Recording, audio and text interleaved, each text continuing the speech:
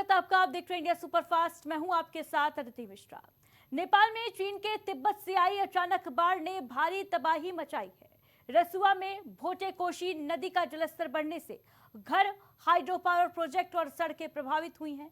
अब तक 95 लोगों की मौत की खबर है, जबकि बड़ी संख्या में लोग लापता बताए जा रहे हैं। इनमें 291 विदेशी पर्यटकों का पता नहीं चल पाया है, जिनमें कई भारतीय शामिल हैं। 9 पुलिसकर्मी भी लापता बताए जा रहे हैं। रेस्क्यू ऑपरेशन में 14 हेलीकॉप्टर जुटे हैं और उधर बाढ़ का असर भारत तक पहुंचने की आशंका से बिहार के 8 जिलों में हाई अलर्ट है। गंडक में करीब 3 मीटर ऊंची फ्लैश फ्लड वेव की आशंका जताई जा रही है।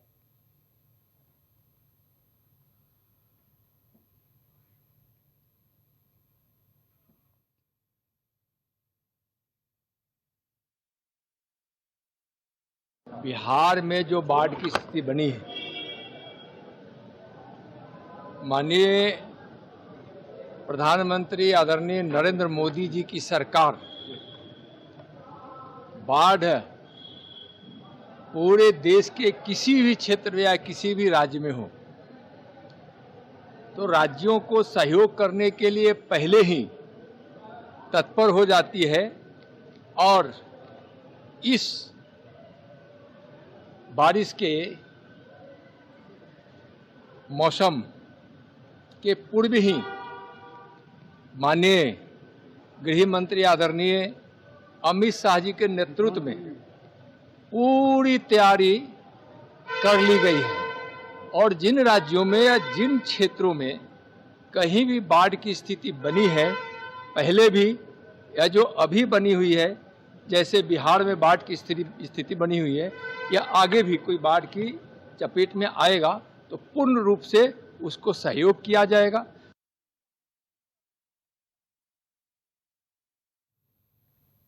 वहीं लखनऊ का बहुचर्चित जेपीएनआईसी अब इंतजार की फाइल से निकलकर प्राइवेट ऑपरेशन की राह पर आ गया है।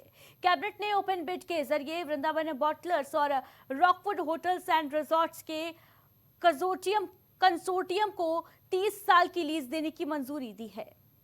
खास बात यह है कि अब अधूरे काम पर सरकारी खजाने से 1 रुपया भी खर्च नहीं होगा।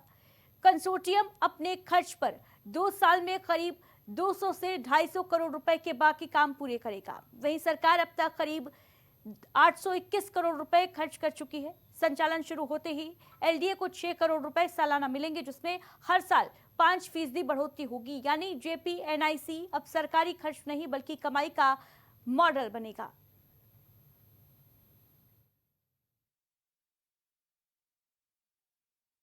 देखिए, मुझे लगता है कि निजीकरण हो या किस तरह कौन से प्रोजेक्ट अच्छे हों, जो प्रोजेक्ट, क्योंकि सरकार का काम व्यापार करना नहीं है। सरकार का काम लोक कल्याण, जन कल्याण और विकास करना है। सरकार का काम व्यापार कारोबार नहीं, व्यापार कारोबारियों को प्रोत्साहित करके निवेशकों को उत्तर प्रदेश में आकर्षित करना, यह सरकार का विषय है और इसके अच्छे परिणाम भी आ रहा है। अब इस पे क्या कहा जाए। अब सरकार जो है सारी चीज़ें बेच रही है, सारी चीज़ें प्राइवेटाइज कर रही है और ख़ास करके बच्चों को अशिक्षित छोड़ दिया है, महिलाओं को बेहाल छोड़ दिया है। लॉ एंड ऑर्डर का कोई ठिकाना नहीं है। आए दिन हत्याएं हो रही हैं। एनसीआरबी के आंकड़े हत्याओं के जो है आसमान छू रहे हैं।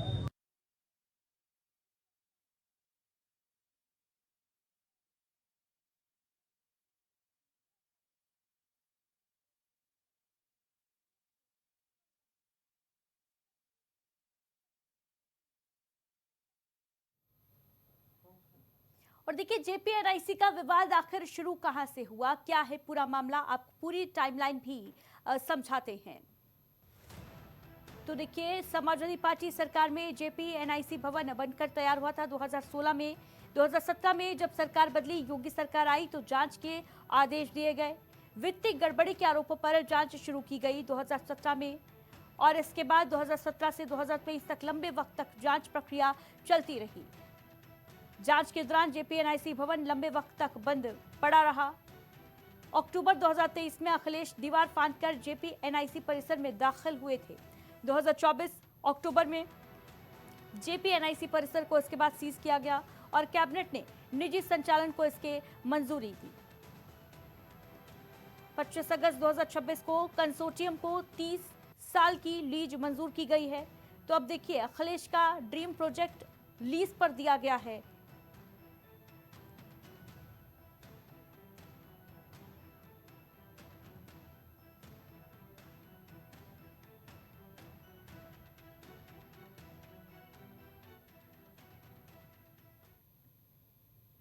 वहीं योगी कैबिनेट ने युवाओं, महिलाओं और रोजगार पर फोकस करते हुए 24 बड़े प्रस्तावों पर मुहर लगाई है। एमबीबीएस, बीडीएस इंटर्न की इंटर्नशिप राशि दोगुनी से ज्यादा कर 25,000 रुपए महीना कर दी गई। वहीं 25 लाख युवाओं को टैबलेट देने की तैयारी है, जबकि 3,57,000 वंचित छात्रों को 552 करोड़ की छात्रवृत्ति मिलेगी।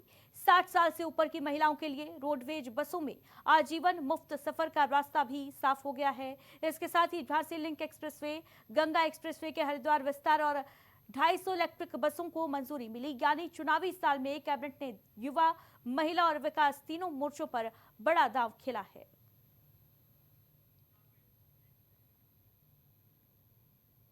तो देखिए क्या कुछ तोहफा उत्तर प्रदेश की योगी सरकार देने जा रही है। युवाओं को 25 लाख टैबलेट देगी सरकार। इसके अलावा एमबीबीएस, बीडीएस इंटर्न्स को 25,000 भत्ता दिया जाएगा। चुनावी तोहफा उत्तर प्रदेश सरकार का 3,57,000 छात्रों को स्कॉलरशिप दी जाएगी। इसके साथ ही बुजुर्ग महिलाओं को आजीवन मुफ्त बस यात्रा की शुरुआत आज मुख्यमंत्री योगी आदित्यनाथ ने कर दी है। रक्षाबंधन पर भी महिलाओं की मुफ्त बस यात्रा को हरी झंडी दिखाकर रवाना किया। सीएम योगी आदित्यनाथ ने शिक्षा समन्वयकों को बकाया मानदेय का भुगतान भी किया जाएगा। वोटर आईडी कार्ड दिखा करके या आधार कार्ड दिखा करके इस यात्रा का लाभ ले सकती हैं। उनसे कोई भी किराया नहीं लिया जाएगा। ये 2 प्रकार की सेवाएं आज एक साथ प्रारंभ हो रही हैं। पहली बार महिलाओं के हित में काम करने वाले हमारे परिवहन मंत्री श्री दयाशंकर सिंह जी ने कहा कि ये कब घोषणा करें। हमने कहा भी रक्षाबंधन से अच्छा अवसर और क्या हो सकता है, और आज रक्षाबंधन के अवसर पर हम इस यात्रा को प्रारंभ करने जा रहे हैं। तो उन्होंने कहा क्या हो सकता है इस अवसर पर। हमने कहा भी सभी 75 जनपदों में आयोजन करिए, माताएं बहनें आएंगी, उनको मिष्टान दीजिए, रक्षाबंधन की बधाई दीजिए, इस योजना की अभिनंदन भी करिए। लखनऊ में फ्री बस सेवा को लेकर सियासत गर्मा गई है, जहां योगी सरकार के फैसले के बीच अब सपा अध्यक्ष अखिलेश यादव ने भी बड़ा ऐलान किया है। अखिलेश ने छात्राओं के लिए यूनिवर्सिटी और कॉलेज तक मुफ्त बस सेवा देने की बात कही है। इतना ही नहीं, शहरों में मेट्रो से कॉलेज और यूनिवर्सिटी जाने वाली छात्राओं को भी फ्री बस सफर का फायदा देने का दावा किया। यानी छात्राओं की मुफ्त सवारी पर यूपी की सियासत में नया मुकाबला शुरू हो गया है। हमारे शहर में अगर हमारे जो बहनें बैठी वो जानती होंगी, यूनिवर्सिटी कॉलेज में जाने के लिए, यूनिवर्सिटी और कॉलेज में जाने के लिए शहरों में फ्री सेवा बच्चों को, छात्राओं को दी थी पहले भी, और आने वाले समय में भी देंगे। और लखनऊ में जो मेट्रो बनी है, यूनिवर्सिटी और कॉलेज में जाने के लिए उन्हें कार्ड से फ्री भेजने का काम किया जाएगा।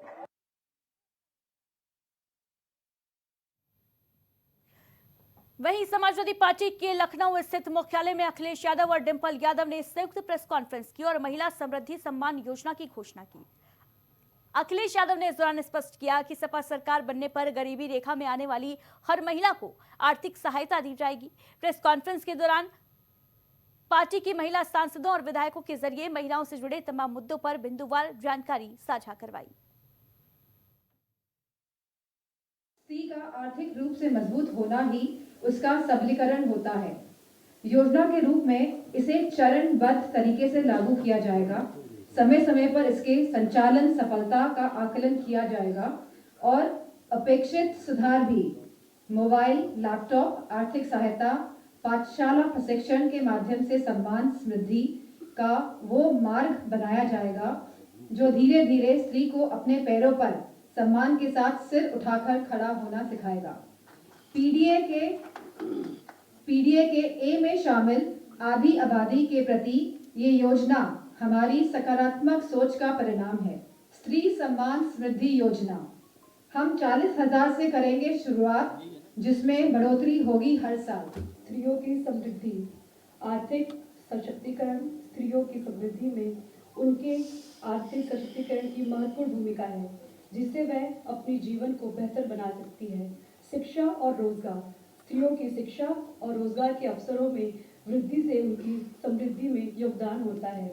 स्वास्थ्य और कल्याण, स्त्रियों के स्वास्थ्य और कल्याण की देखभाल भी उनकी समृद्धि के लिए आवश्यकता है। Be vocal, be radiant, be free, be powerful, be strong, be successful. धन्यवाद। आवश्यकता उनके मौलिक अधिकारों में से एक है जिसमें गरिमा, सम्मान और समानता शामिल है।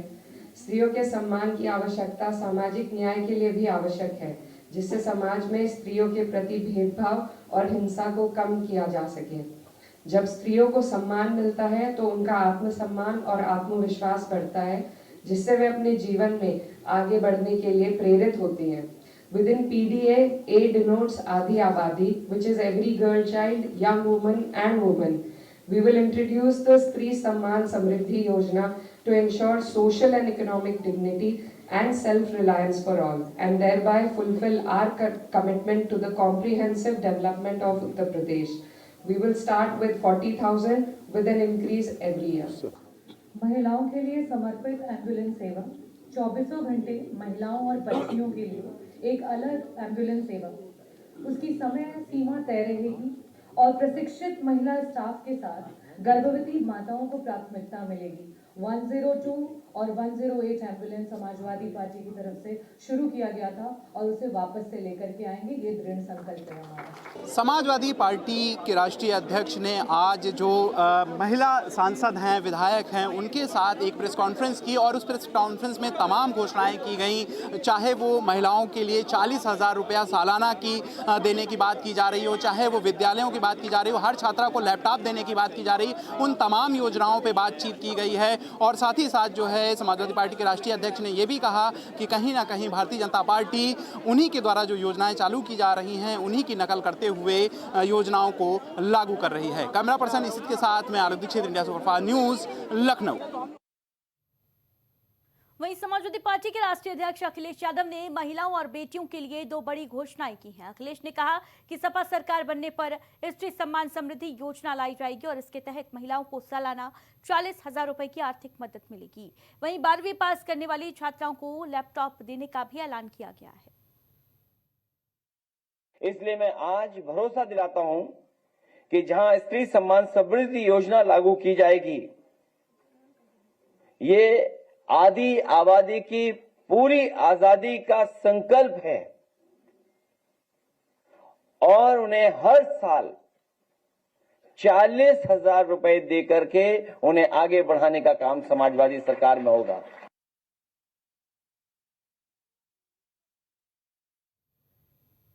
वहीं अखिलेश यादव द्वारा स्त्री सम्मान समृद्धि योजना की घोषणा किए जाने पर उत्तर प्रदेश सरकार में मंत्री अनिल राजभर ने सपा पर तीखा हमला बोला। अनिल राजभर ने कहा कि समाजवादी पार्टी द्वारा महिलाओं की गरिमा और सम्मान की बात करना किसी के गले नहीं उतर रहा।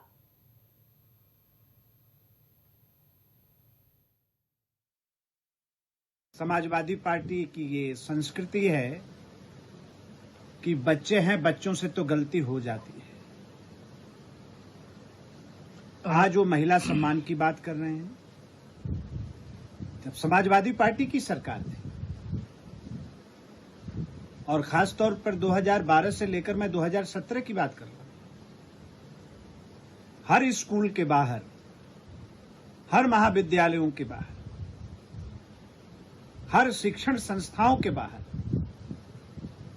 समाजवादी पार्टी के कार्यकर्ता, उनके समर्थक लोग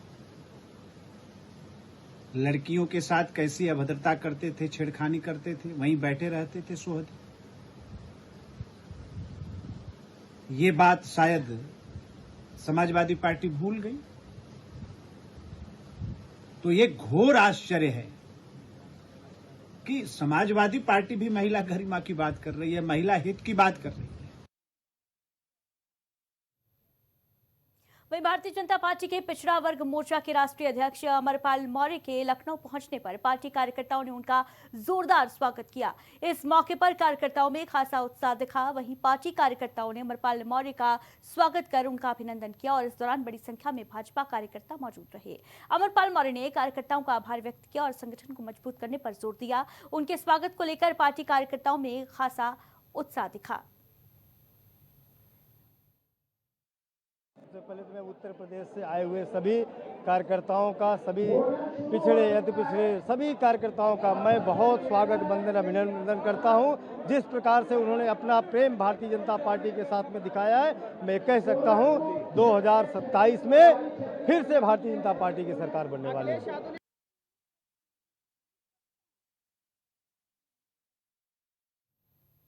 वहीं गोरखपुर में लोकमाता अहिल्याबाई मातृशक्ति यात्रा योजना को लेकर उत्तर प्रदेश के आबकारी मंत्री नितिन अग्रवाल ने कांग्रेस सांसद के आरोपों पर प्रतिक्रिया दी। उन्होंने कहा कि सरकार की योजनाओं का उद्देश्य महिलाओं को सम्मान, सुविधा और सशक्तिकरण का लाभ पहुंचाना है।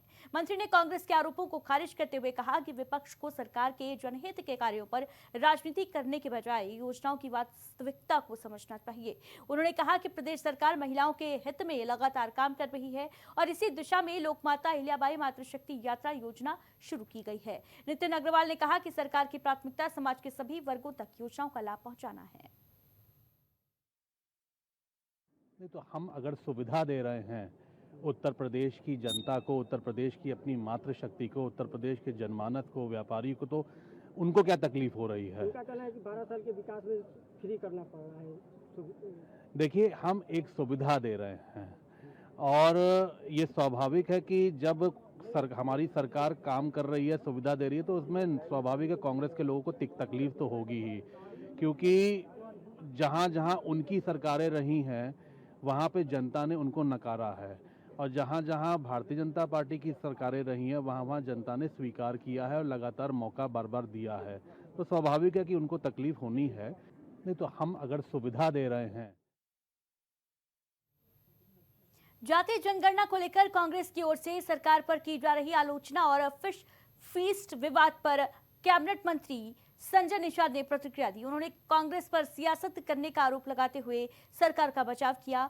संजय निषाद ने कहा कि कांग्रेस को जातीय जनगणना के मुद्दे पर राजनीति करने के बजाय अपने शासनकाल के रिकॉर्ड पर जवाब देना चाहिए। उन्होंने कहा कि सरकार समाज के सभी वर्गों के हितों को ध्यान में रखते हुए काम कर रही है। फिश फीस्ट विवाद पर भी मंत्री ने कांग्रेस पर निशाना साधते हुए कहा कि विपक्ष मुद्दों को राजनीतिक रंग देने की कोशिश कर रहा है। उन्होंने सरकार की नीतियां और सामाजिक न्याय के प्रति प्रतिबद्धता को दोहराया। अपने 70 साल से थे, अपने तो नामे नहीं लिए, गणना कराया, जारी भी नहीं किया, है ना। अरे यार, अपने तो कराया तो 2011 में, तो जारी नहीं किया। जो खुद बेईमान हो वो दूसरे पे अंगुली का। जाति जनगणना है, इसलिए जातियों का गणना होना चाहिए। हम कह रहे हैं ये फिर चाहते हैं कि ओबीसी में गिन दिया जाए और कुछ ही वर्ग के लोग उसको खा ले। हम कह रहे जाति गिनी जाएगी तो कौन सी जाति कितनी संख्या हो, अपनी संख्या के हिसाब से राजनीति करें। वहीं यूपी के शामली में बदमाशों ने हरियाणवी सिंगर और यूट्यूबर अंकित बालियान की गोली मारकर हत्या कर दी। इस घटना के बाद इलाके में हड़कंप मच गया। सूचना मिलते ही पुलिस मौके पर पहुंची और घटनास्थल का जायजा लिया। पुलिस ने मामले की जांच शुरू कर दी है। वारदात को अंजाम देने वाले आरोपियों की तलाश की जा रही है। शामली के एसपी एनपी सिंह ने घटनास्थल का निरीक्षण किया और मामले में आवश्यक कार्रवाई के निर्देश दिए। हत्या के कारणों और वारदात में शामिल आरोपियों का पता लगाने के लिए पुलिस टीमों को लगाया गया है। अभी एक हमारे 112 पे कॉल गई थी, इसमें जानकारी हुई कि एक अंकित बालियान जो बंदीखड़ा के मूल निवासी है, वो जिम करने आते थे यहाँ पे, और आज जैसे ही जिम से निकले वैसे 3-4 लड़के को गोली मार दी। उनकी मौके पे मौत हो गई। उनको तत्काल हमने मौचरी भिजवा दिए हैं और हमारी स्वाट सर्विलांस, हमारे सचिव कोतवाली, हमारे एसपी साहब लोग लगे हुए इसमें। बहुत जल्दी घटना का मोटिव और मुझे गिरफ्तार करके इसको लोग जेल भिजवाएंगे। वहीं उन्नाव में खाद्य विभाग ने बिना लाइसेंस पनीर निर्माण के खिलाफ बड़ी कार्रवाई की है। सहायक आयुक्त प्रियंका सिंह के नेतृत्व में खाद्य सुरक्षा टीम ने पमेधिया गांव में सुरेंद्र कुमार के परिसर पर छापा मारा, जहां जांच के दौरान मानकों के विपरीत पनीर निर्माण किए जाने का मामला सामने आया। टीम ने मौके से करीब 70 किलो मिल्क पाउडर बरामद किया, जिसकी कीमत 27,600 रुपए के करीब बताई जा रही है। विभाग ने मिल्क पाउडर को सीज कर दिया है। वहीं 35 किलो पनीर, 120 लीटर निर्मित पनीर और 50 लीटर दूध को मौके पर नष्ट कराया गया। पनीर निर्माण में मिल्क पाउडर के इस्तेमाल की आशंका पर खाद्य विभाग की टीम ने 5 नमूने लिए हैं और इन्हें जांच के लिए प्रयोगशाला भेजा गया है।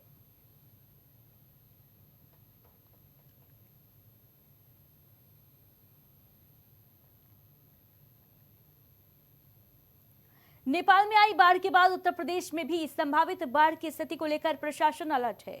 यूपी की राजधानी लखनऊ स्थित राहत आयुक्त कार्यालय से प्रदेश के बाढ़ प्रभावित और संवेदनशील इलाकों की स्थिति पर लगातार निगरानी रखी जा रही है। राहत एवं बचाव कार्यों की तैयारियों की समीक्षा की जा रही है और संबंधित अधिकारियों से जमीनी हालात की जानकारी भी ली जा रही है। प्रशासन की ओर से संभावित परिस्थितियों से निपटने के लिए जरूरी तैयारियां रखने के निर्देश हैं। नेपाल में भारी बारिश और बाढ़ के चलते सीमावर्ती क्षेत्रों में जलस्तर बढ़ने की आशंका के बीच उत्तर प्रदेश के संबंधित जिलों में भी निगरानी बढ़ा दी गई है।